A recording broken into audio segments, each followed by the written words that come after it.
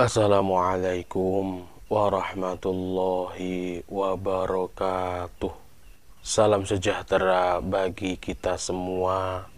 Salam rahayu, rahayu, rahayu. Kembali berjumpa dengan saya di channel YouTube Mambu Santri Channel.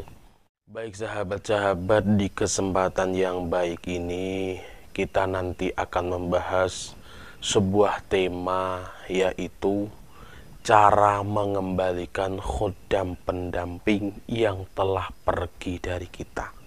Setelah kita kemarin mengetahui penyebab khodam itu meninggalkan kita, gitu ya, seumpama kok kita melanggar pantangannya ataupun kita melakukan kesalahan-kesalahan sehingga khodam itu pergi dari kita, maka kita harus memperbaikinya kalau kita masih ingin didampingi oleh khodam tersebut. Seperti yang sudah kita ketahui, jenis-jenis khodam itu berbeda-beda. Ada yang jenis khodam itu adalah khodam turunan, itu berasal dari leluhur kita, gitu ya. Ada juga yang khodam itu khodam isian, yaitu yang diisikan oleh seseorang. Dan ada juga khodam itu khodam benda-benda bertuah.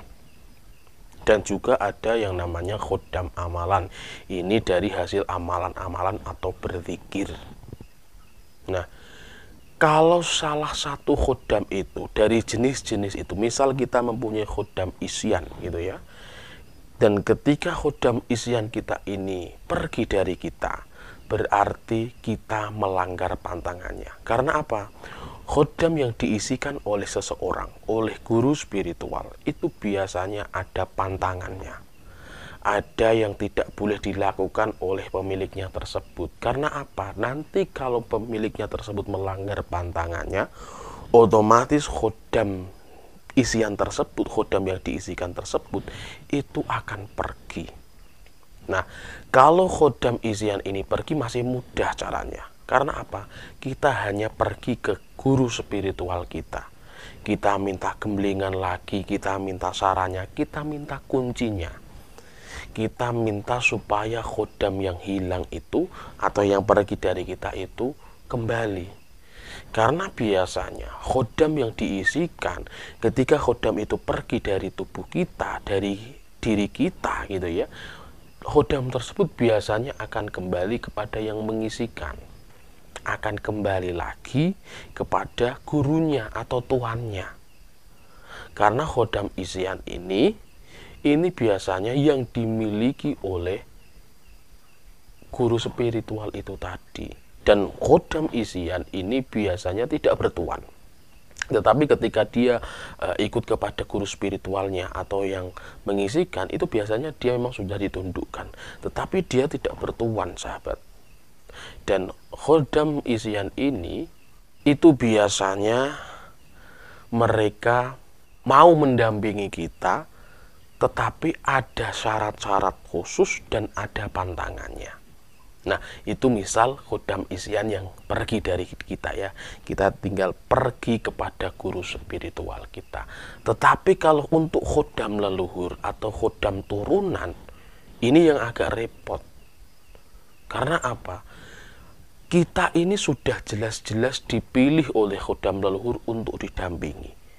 Tetapi kenapa kok sampai khodam itu pergi dari kita? Berarti kesalahan ada di dalam diri kita. Kan gitu ya. Entah kita ini perilaku kita yang bagaimana, atau kita melanggar apa yang telah dicetuskan oleh para leluhur terdahulu. Entah kita bermaksiat, mengumbar maksiat, melakukan maksiat.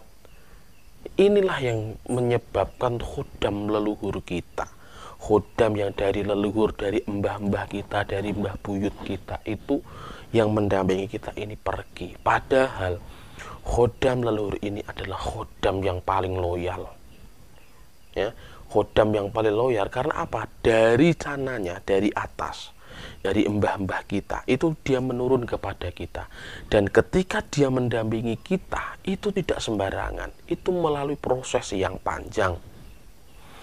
kita dipilih sebagai orang yang didampingi ini, itu juga dengan proses yang panjang, dengan syarat dan ketentuan yang berlaku.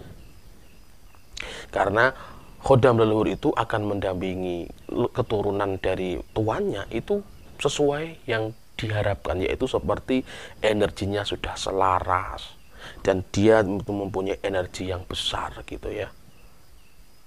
Nah, kalau sampai terjadi khodam leluhur kita ini pergi dari kita, lalu bagaimana cara kita mengatasinya atau mengembalikan khodam leluhur kita yang setelah pergi itu tadi?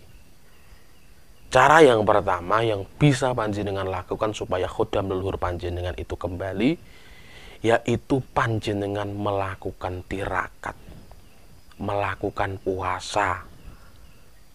Boleh itu puasa weton, puasa mutih, atau puasa Senin Kamis, boleh. Yang penting panjenengan puasa sampai panjenengan khodamnya itu kembali. Tetapi ingat sahabat, sebelum panjenengan melakukan seperti tirakat atau melakukan usaha untuk khodam Anda supaya balik, panjenengan harus mempunyai guru pembimbing terlebih dahulu. Jangan sembarangan, karena nanti apa? Supaya kita tahu khodam kita sudah balik apa belum.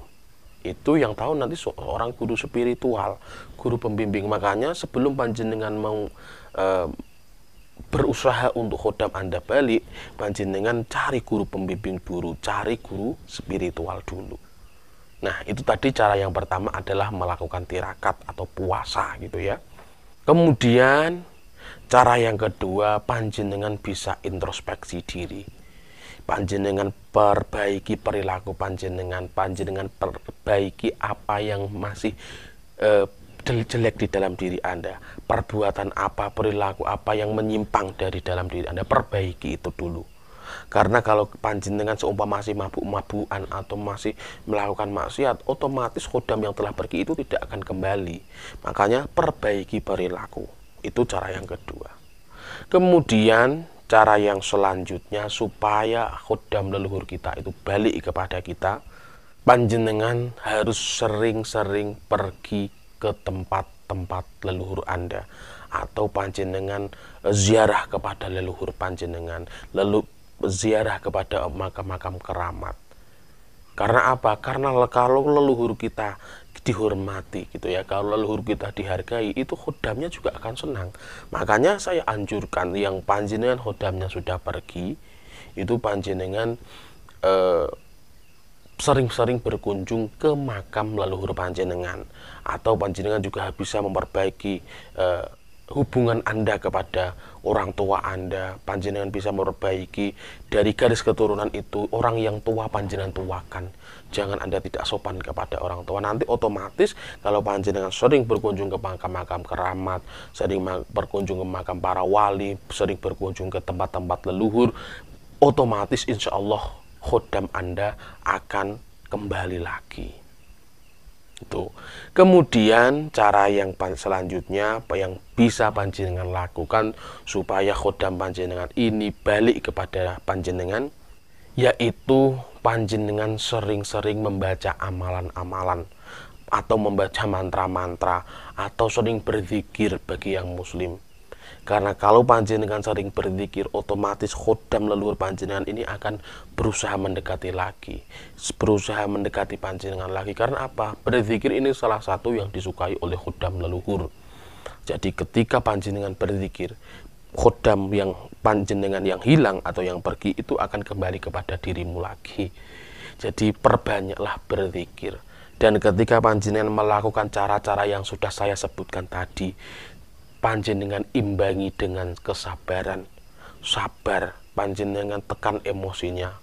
Karena sabar itu adalah salah satu yang disukai oleh khodam leluhur. Karena orang yang sabar itu orang yang tidak akan menyimpang. Ilmu khodam atau ilmu leluhurnya tidak akan dibuat menyimpang, dibuat salah arah.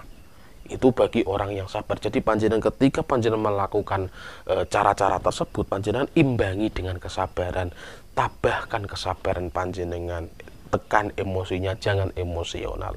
Insya Allah panjenengan ketika panjenengan sudah melakukan itu tadi, insya Allah khodam Anda akan kembali lagi. Tetapi ingat ya sahabat-sahabat, ketika panjenengan melakukan seperti tadi ritual atau semedi, atau panjenengan melakukan cara-cara untuk mengembalikan khodam, jangan lupa panjenengan didampingi oleh guru pembimbing atau guru spiritual supaya panjenengan ada yang mengarahkan, gitu ya. Nah, itulah sahabat-sahabat beberapa cara yang bisa panjenengan lakukan supaya khodam Anda yang sudah pergi itu kembali lagi kepada panjenengan. Terima kasih kepada sahabat-sahabat yang sudah menonton video sampai di detik ini. Apabila ada kebenaran dalam penyampaian saya, itu semata-mata adalah pertolongan Tuhan yang Maha Kuasa. Dan apabila ada kesalahan dalam penyampaian saya, itu semata-mata adalah kebodohan dan kekurangan saya pribadi. Saya minta maaf yang sebesar-besarnya. Salam Rahayu, Rahayu, Rahayu. Wassalamualaikum warahmatullahi wabarakatuh.